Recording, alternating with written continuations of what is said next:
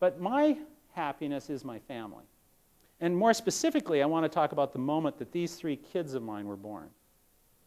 When I think about the moment of being in that hospital room with my wife as each of my children come into this world, those moments are moments of utter joy for me. I can remember everything about those moments. I can remember the doctor. I can remember the smell of the room. I can remember my wife's agony and then happiness. I can remember everything about it. It's as if those moments stood still, as if they're eternal. Does your happy moment have that quality to it? That quality that it's like time stood still in it? The quality of joy, says Aristotle, is that you lose yourself. The moment you can lose yourself in a moment and something else becomes more important than you, then you have true joy. And in those moments when my kids were born, all I thought was about them, and I could have cared less about my own life at that moment. Now that is lasting happiness. See the difference? The momentary thing I can control, but I can't really control that. I mean, the kids kind of come into the world, or they're born, and that's part of life. And joy sneaks up on you. It just happens. Lewis says at the end of his book, I have given up trying to be happy. I wait for it to come and lose myself in the moment, because the moment I start thinking about it, I'm out of it again and I've lost it. They are so rare and they are so beautiful, but they do give life meaning. True happiness is losing yourself in the ones you love. It's like being lost in a great mystery of wonder and at the edge of something utterly beautiful. And we all know what it's like. And yet we often retreat from it. And I don't know why that is, and neither do the great philosophers of the past. But for some reason, we like those 3 little bunnies more than we like that great mystery. We kind of, I mean, you can't even compare these 2 things, can you? This is my wife and family as we're looking over a 400-foot cliff off the coast of Ireland. The moment was utterly magical. That was a National Geographic photographer who happened to be there and took that picture at that moment. But this brings me greater joy and happiness than the previous thing. Now, this gets me back to the question. Do we honestly think that living in the Fargo-Moorhead area of North Dakota has any advantages to any other part of the country so that we can actually find this thing that's called lasting joy or the good life? And I do think we do have a lot of advantages. After all, when we moved here, I thought one of the things is that we tend to value family in this area. We tend to value small town sorts of values, simple things. Wheat fields growing. We respect the weather. I never respected the weather till I came here. My wife said, well, you going out tonight? Yeah. She said, well, you could die. I'm just going to the grocery store. No, you could die. We don't go out, and it's 50 below. You cannot go out tonight. So, I mean, I learned to appreciate simple things. I learned to appreciate school cancellations so I could just be with my kids at home. Great moments of joy. I think we do have the potential, but we also, it's a mixed blessing, isn't it? The neighborhood I live in, we have such great neighbors. They have a lot of family around, and I have a hard time getting to know them. So sometimes families can kind of become closed off to themselves, and then the people that are around aren't often let into those opportunities. And the other thing, I'm from Washington State, and my wife is from Bismarck, and we're a little bit of outsiders, and we've lived here for 20 years. And then the other problem is that 50% of all marriages end in divorce. And that's typical of here, maybe a little less here in this area, but sometimes why is it that we have such difficult times just finding happiness with the people that we love the most around us? And Aristotle and Lewis says, ultimately the good life is about home, and I think the Fargo-Moorhead area has a better emphasis on that.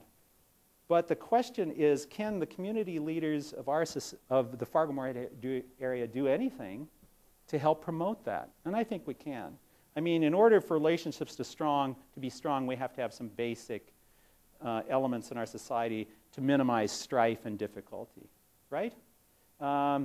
anybody who has to worry about where their next meal is coming from or if they're going to have shelter or clothing or those sorts of things, it's an awful hard time to have a good life. And a lot of the statistics I put up there suggest that we're doing pretty well at that. We've got low unemployment, a lot of people employed, and those sorts of things. Could it be better? Sure, and we should always be diligent about that. So a lot of good opportunities in our area to have the good life, but is that enough?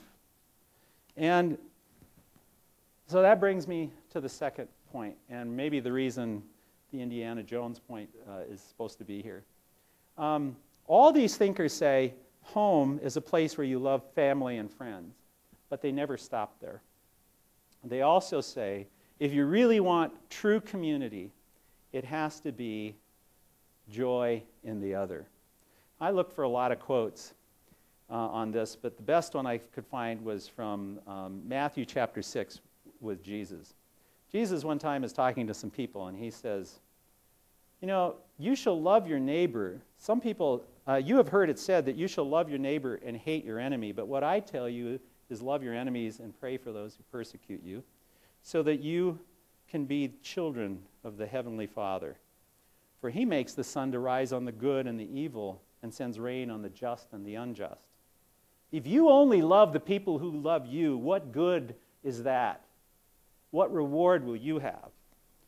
Don't even the tax collectors do the same? Well, they didn't get a very good billing back in those days as they do today. And don't, if you just only greet your brothers and sisters and love them, what more are you doing than anybody else or the worst criminal of your society? Don't even the Gentiles do the same.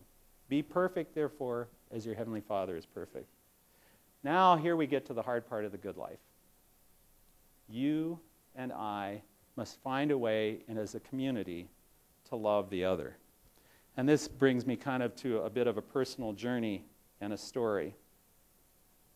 I travel a lot with groups from Concordia, mostly students, but I also travel with adult groups as well.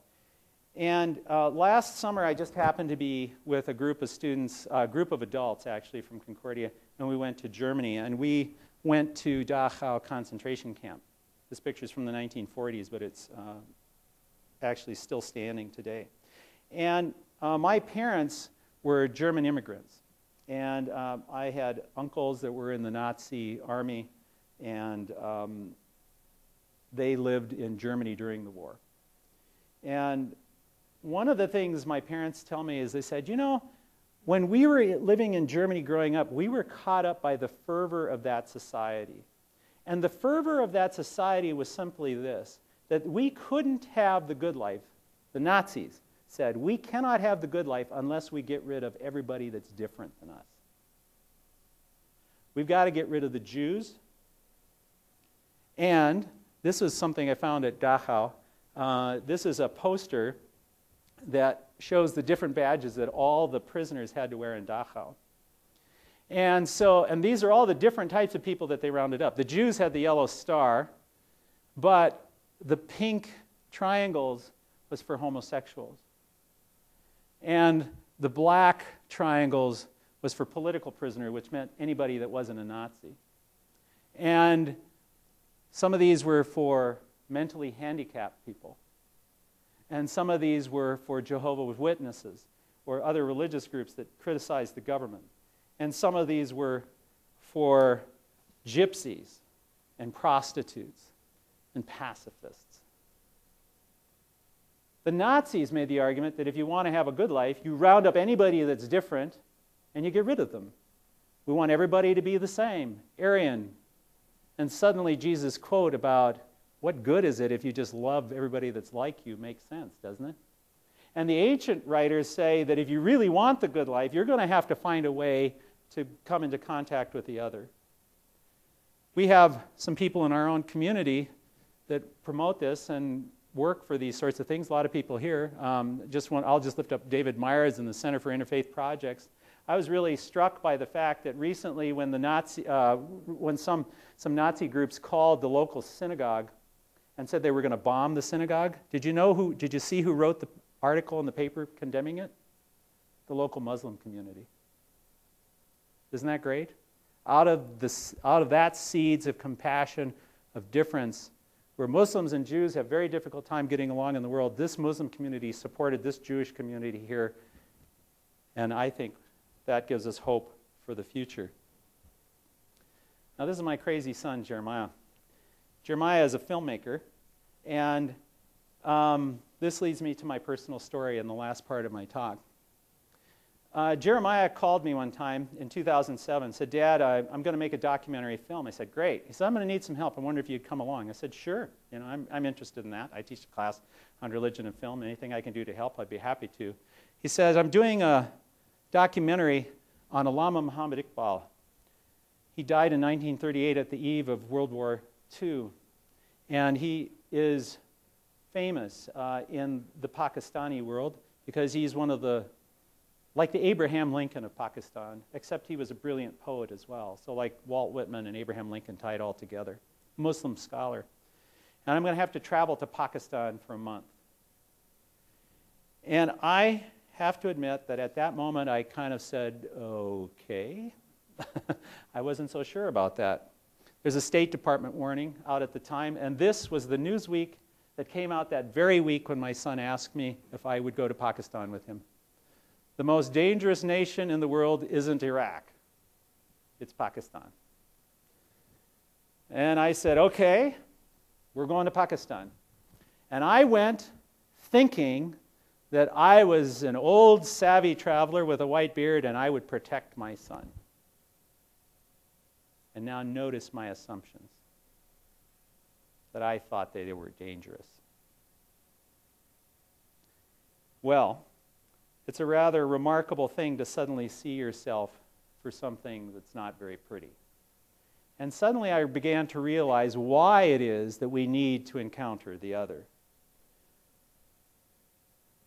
I and you are bombarded in our newspapers, in our television programs, in our radio programs, with a certain brand of an idea of who Muslims are, a certain brand of an idea of who Jews are, who Christians are, or whatever.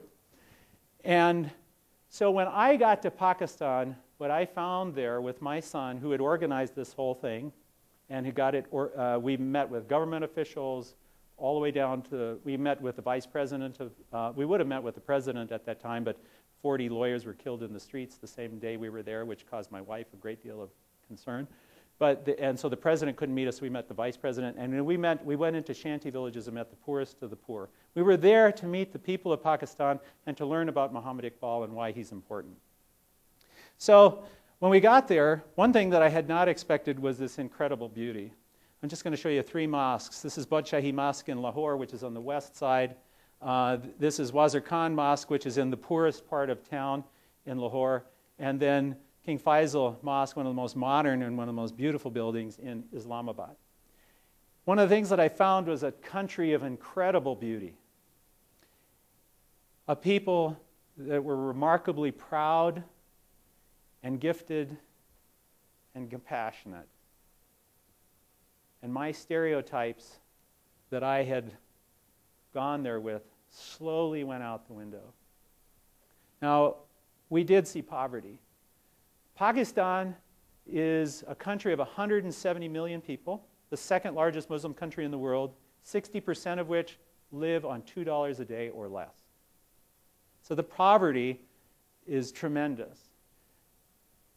But as we got to meet the people, whether they were traveling by horse or by motorcycle, or just carrying their wares to market, or whether we were walking down the street, it was an election, so they had banners and things floating around.